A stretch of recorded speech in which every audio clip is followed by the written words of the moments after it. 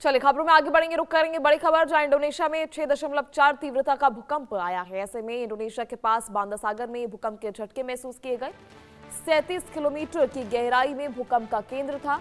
शाम 7:40 बजे भूकंप के तेज झटके, जहां जान माल के नुकसान की कोई खबर सामने नहीं आई है। तो ऐसे में इंडोनेशिया के पास बांदा सागर में 6.4 तीव्रता का ये भूकंप, जहां भूकंप का केंद्र जमीन से करीब 37 किलोमीटर की गहराई में बताया जा रहा है। शाम 4:40 के आसपास ये भूकंप के झटके महसूस किए गए। ऐसे में फिलहाल भूकंप से किसी तरह के जान माल के नुकसान की खबर सामने नहीं आई है। बड़ी अपडेट इंडोनेशिया से, जहां बांदा सागर में ये भूकंप के झटके महसूस किए गए हैं। ऐसे में 37 किलोमीटर की गहराई में भूकंप का केंद्र था। रिक्टर स्केल पर इसकी तीव्रता 6.4 मापी गई है।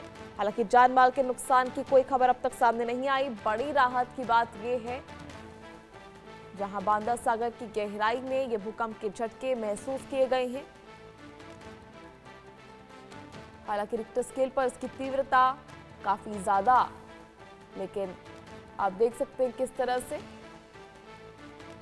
धरातल की सतह से भी काफी गहराई में ये भूकंप के झटके इसका केंद्र नहीं था। फिर भी फिलहाल किसी जान माल के नुकसान की खबर नहीं है। बड़ी राहत की खबर ये है।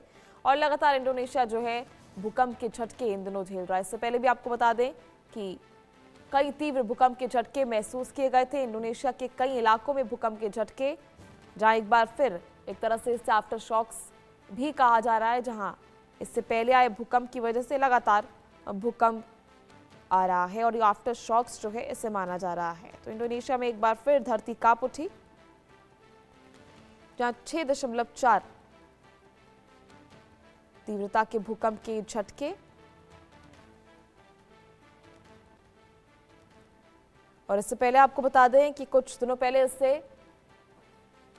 इससे भी ज्यादा इंटेंस भूकंप के झटके इंडोनेशिया झेल चुका है। 7.7 और 17 घंटे के भीतर 6.5 तीव्रता का झटका जो है इससे पहले भी इंडोनेशिया झेल चुका है। और कई इमारतें उस दौरान गिर गई थी, कई लोगों को परेशानी हुई थी, लोगों को अपना घर छोड़कर जाना पड़ा था, लोगों के घर जो है पूरी तरह से टूट गए थे और कई लोगों ने अपनी जान इसमें गंवाई थी। तो आप समझ सकते हैं किस तरह से लगातार इंडोनेशिया जो है ये भूकंप के झटके लगातार झेल रहा है।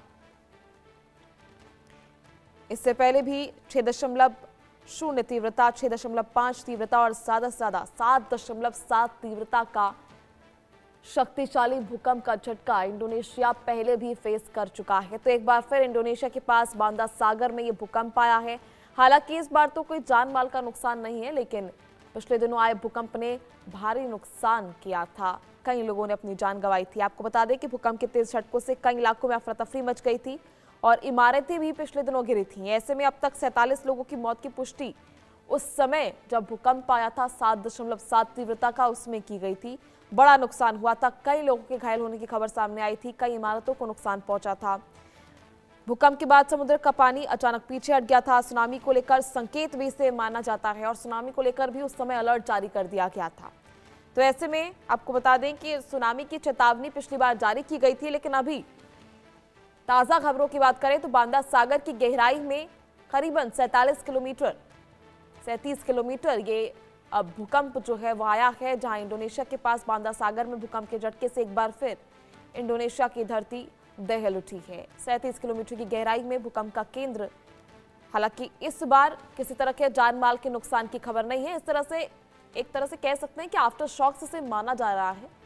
इससे पहले जो इंटेंस शक्तिशाली भूकंप आए हैं उसको लेकर इसे आफ्टर शॉक्स की तरह माना जा रहा है, जहां रिक्टर स्केल पर इसकी तीव्रता 6.4 मापी गई है।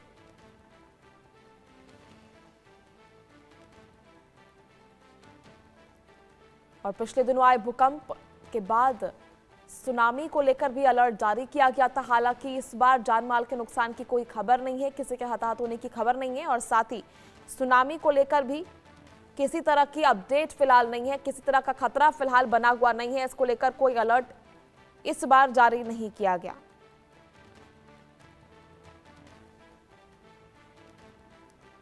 तो ऐसे में इंडोनेशिया में पिछले कई दिनों से भूकंप के लगातार कई झटके, आपको बता दें कि अर्थक्वेक प्रोन एरिया में इसे गिना जाता है, जिसकी वजह से और ज़्यादा परेशानी जो है वो लोगों को झेलनी पड़ती है।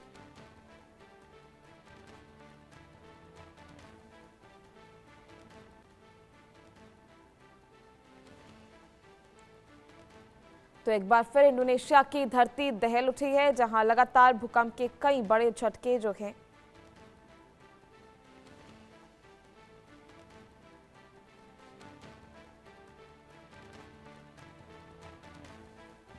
तो इंडोनेशिया में 6.4 तीव्रता का आए भूकंप, जहां इससे पहले आए भूकंप के बाद आफ्टर शॉक्स का खतरा भी बना रहता है। ऐसे में 6.4 इसकी तीव्रता रिक्टर स्केल पर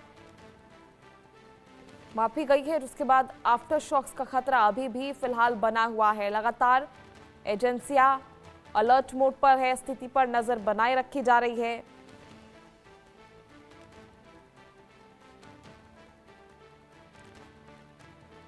और इसको लेकर अलर्ट आपको बता दें पिछले कई दिनों में जारी किया गया था और फिलहाल स्थिति पर नजर बनाए रखी जा रही है, क्योंकि ऐसे में समुद्र तल के पास होने की वजह से सुनामी का खतरा भी बना रहता है। और सुनामी को लेकर पिछले दिनों अलर्ट जारी किया गया था, लेकिन फिलहाल किसी तरह का अलर्ट नहीं है। चले खबर